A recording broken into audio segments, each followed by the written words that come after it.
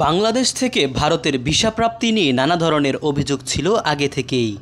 শেখ হাসিনা সরকারের পতনের পর ঢাকা নয়াদিল্লি সম্পর্ক যখন নতুন মোড়ে, তখন থেকে এই ভিসা ইস্যু হয়ে উঠেছে আরও জটিল। জরুরি কিছু ক্ষেত্র ছাড়া বাংলাদেশের ভিসা দিচ্ছে না ভারত, ফেরত দেয়া হচ্ছে পাসপোর্টও। কিন্তু কেন? ভারতীয় বেশ কিছু গণমাধ্যম বলছে, বাংলাদেশের চলমান পরিস্থিতি বিবেচনায় ভিসা দেয়া হচ্ছে না বাংলাদেশিদের। সংশ্লিষ্ট সূত্রের বরাতে এসব গণমাধ্যমের প্রতিবেদনে দাবি করা হচ্ছে, ঢাকার পরিস্থিতি স্বাভাবিক না হওয়া পর্যন্ত ভিসা কার্যক্রম স্বাভাবিক হবে না। রোববার 29 সেপ্টেম্বর এক প্রতিবেদনে ভারতীয় সংবাদ মাধ্যম দ্য প্রিন্ট জানিয়েছেন, 20,000-এর বেশি বাংলাদেশি ভিসা আবেদনকারীর পাসপোর্ট ফেরত দিয়েছে ভারত। বলা হচ্ছে, ঢাকায় ভারতীয় হাই কমিশনে কিছু হুমকিমূলক ইমেল সহ প্রতিবাদও করা শব্দের ইমেল পাঠানোয় পাসপোর্ট ফেরত দেওয়ার সিদ্ধান্ত নেওয়া হয়েছে। বাংলাদেশি নাগরিকদের জন্য ভিসা পরিষেবা অনির্দিষ্টকালের জন্য স্থগিত থাকায় পাসপোর্টগুলো ভারতীয় হাই কমিশনের তত্ত্বাবধানে ছিল বলে উল্লেখ করা হয়েছে প্রতিবেদনে। গণমাধ্যমের সূত্রে জানা যায়, ভারতীয় সরকারি সূত্র নিশ্চিত করেছে যে জরুরি ভিসার জন্য মাত্র কয়েকশো অনুরোধ বিবেচনা করা হচ্ছে। এর মধ্যে প্রাথমিকভাবে মেডিকেল, স্টুডেন্ট এবং ডাবল এন্ট্রি ভিসা অন্তর্ভুক্ত রয়েছে। প্রতিবেদন মতে, গত মাসে শেখ হাসিনা সরকারের পতনের পর বিক্ষোভের কারণে বাংলাদেশ ভারতীয় ভিসা আবেদন কেন্দ্রগুলো অনেকাংশে বন্ধ থাকায় বহু ভিসা আবেদনকারীর পাসপোর্ট ঢাকার হাই কমিশনের কাছে থেকে যায়।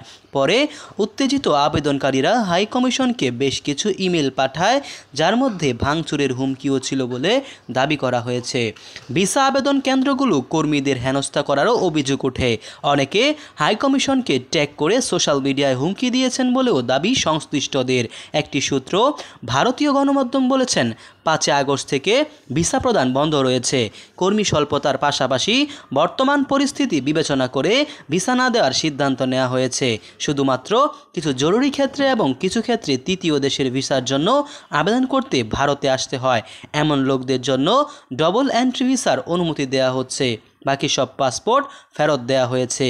এর আগে ভারতীয় সংবাদ মাধ্যম আনন্দবাজার রোববার এক প্রতিবেদনে জানায়, আপৎকালীন এবং চিকিৎসার প্রয়োজন ছাড়া আপাতত বাংলাদেশি নাগরিকদের ভিসা দেয়া হচ্ছে না।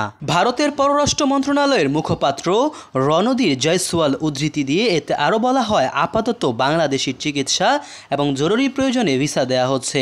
যখন বাংলাদেশের পরিস্থিতি স্বাভাবিক হবে তখন পূর্ণমাত্রায় কাজ শুরু হবে এবং ভিসা প্রদানও স্বাভাবিক হবে। শেখ হাসিনা সরকারের পতনের পর থেকে বাংলাদেশে বন্ধ ছিল ভারতের ভিসা পরিষেবা।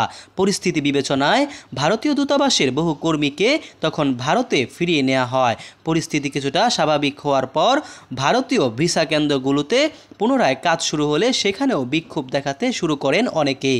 এর জেরে ফের ব্যাহত হয় কাজ। বাধ্য হয়ে ভারতীয় দূতাবাস এবং ভিসা কেন্দ্রগুলো বাড়তি নিরাপত্তা মোতায়েন করে অন্তর্বর্তী সরকার।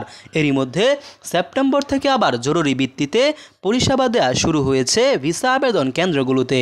ভারতীয় ভিসা আবেদন কেন্দ্র জানিয়েছে, প্রাথমিকভাবে ভিসা সেন্টার খুলেছে ঢাকা, রাজশাহী, চট্টগ্রাম, সিলেট ও খুলনায়। তবে এখনই সবাই ভিসা পাবেন না। কেবলমাত্র যারা চিকিৎসার জন্য যাবেন তাদেরই জরুরি ভিত্তিতে দেওয়া হবে অগ্রাধিকার। সাম্প্রতিক বিজ্ঞপ্তিতে ভারত জানিয়েছেন, বাংলাদেশের পরিস্থিতি এখনও স্বাভাবিক নয়। আইন শৃঙ্খলা পরিস্থিতি স্বাভাবিক হলে আবার ভিসা প্রদানের বিষয়টি আগের মতো হয়ে যাবে। আপাতত শর্ত সাপেক্ষে বাংলাদেশিদের ভিসা দেওয়া হবে বলেও জানানো হয়েছে। মোহাম্মদ সায়েম সরকার, নিউজ বাংলাদেশ 64।